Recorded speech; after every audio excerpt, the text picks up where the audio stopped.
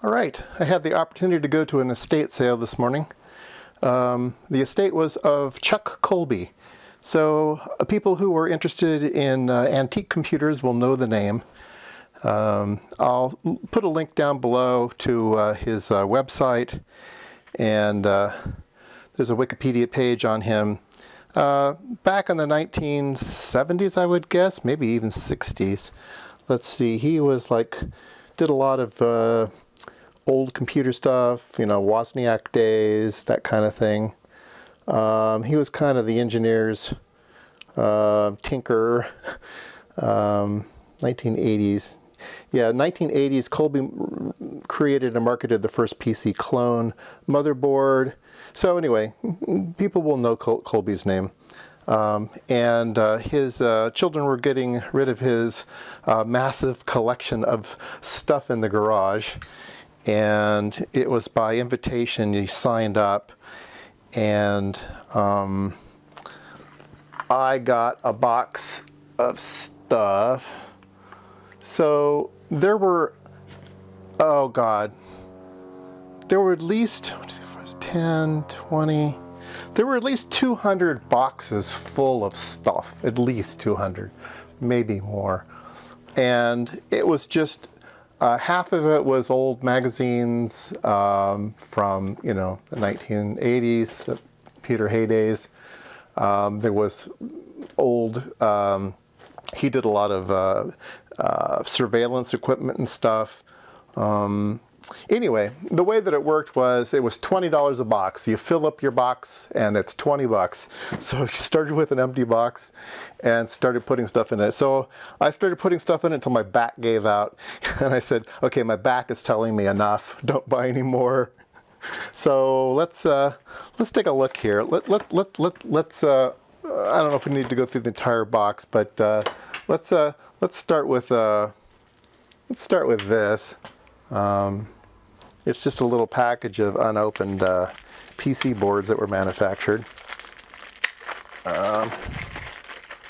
So these are, it looks like maybe a power supply or something. It says worm power. Oh, can you see that? Let's see if this will focus. Come on, you can do it. Focus. There we go. Worm Power version B +5. Anyway, copyright 1988. Colby Systems Corporation. Nice. So it looks like it's a +5 and a +12 supply of some type. Little PC board. These probably cost them a pretty penny back then. They're not like today. Anyway, got a little stack of those. All right, so just in memory of Mr. Colby. All right, so what else do we have here? Let's see, what's the best way to film this? Maybe over here.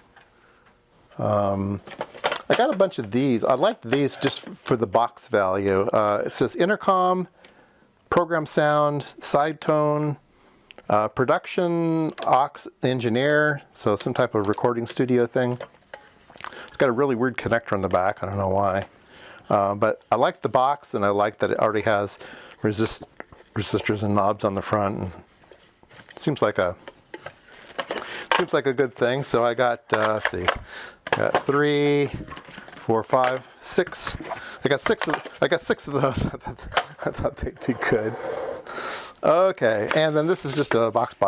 Sounds like there's a couple screws in it. Let's see. Knobs already in the package. They must have been for some piece of equipment, and you popped them out as you needed them. So I always can use knobs. Here's a cool thing. Looks like it was built by Mr. Colby.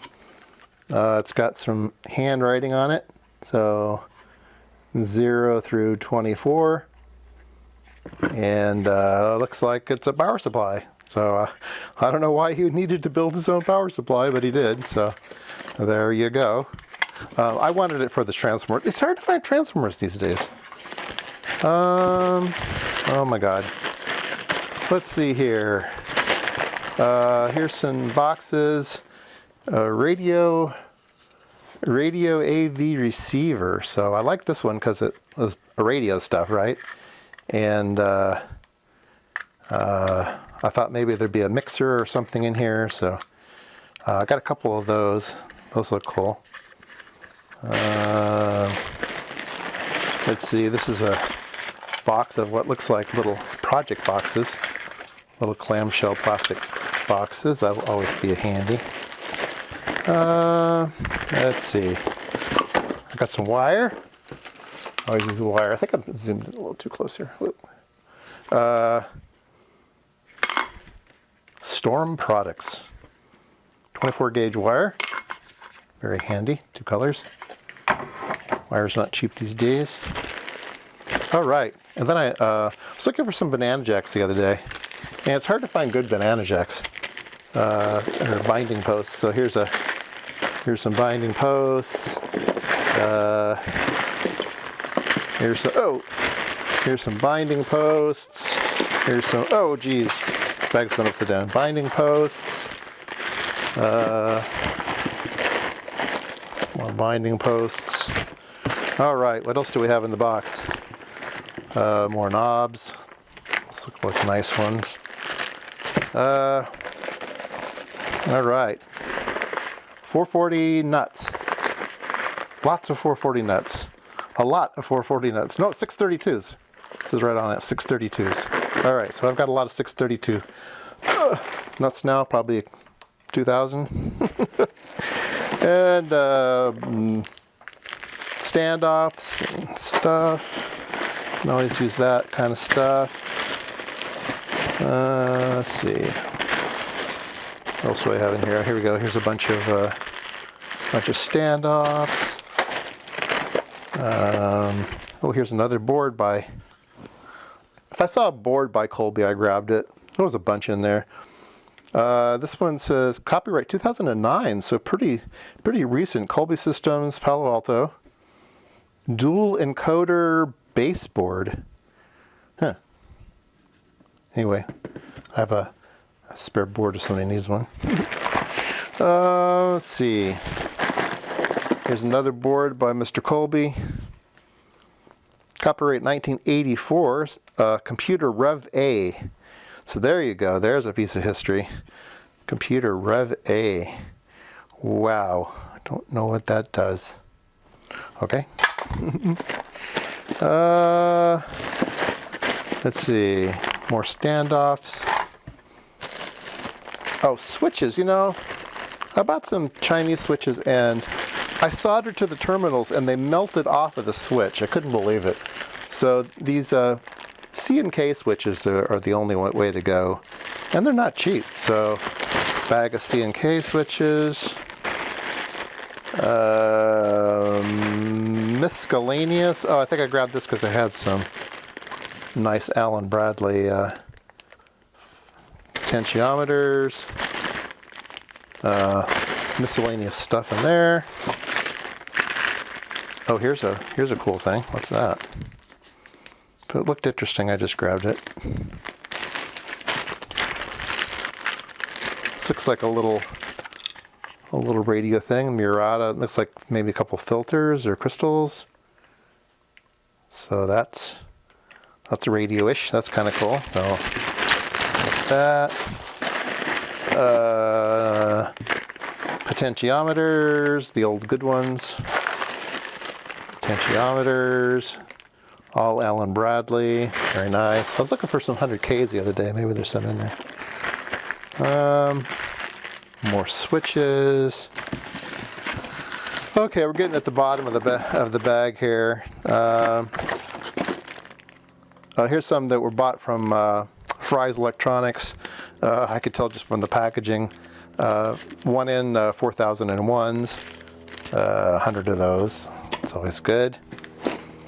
Oh, here's another board. Copyright 76. Executive devices. It's got a crystal and it's got a couple bubble LEDs. And I don't know what that is. Might be a counter or something. Some kind of project. A couple more of those PC boards. All right, and then wire strippers. Who can't? I always wanted one of these and never wanted to pay the money. And these are those little Swiss Tech USA multi-tools that fold up. So now I've got one. Cute. They're way overpriced. So somebody probably gave that to him for a present on Christmas or something. Who knows? And then I got a cool microwave thing. Its seals aren't broken on it, so this looks like it's some type of LNA, and it looks like it's pretty low frequency, probably 1.2 or something like that. Doesn't say. Bowman Industries, dB and Ks, gigahertz. Oh, here we go. Oh, it's no, it's higher than that. So it's like 4 gigahertz.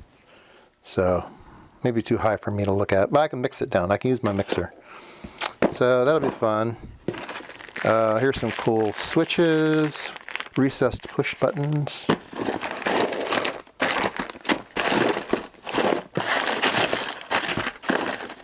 Bag of crystals. Anyway, that's what I did this morning. I got a bunch of junk for 20 bucks. I'm sure it will find good use. Thank you, Mr. Colby.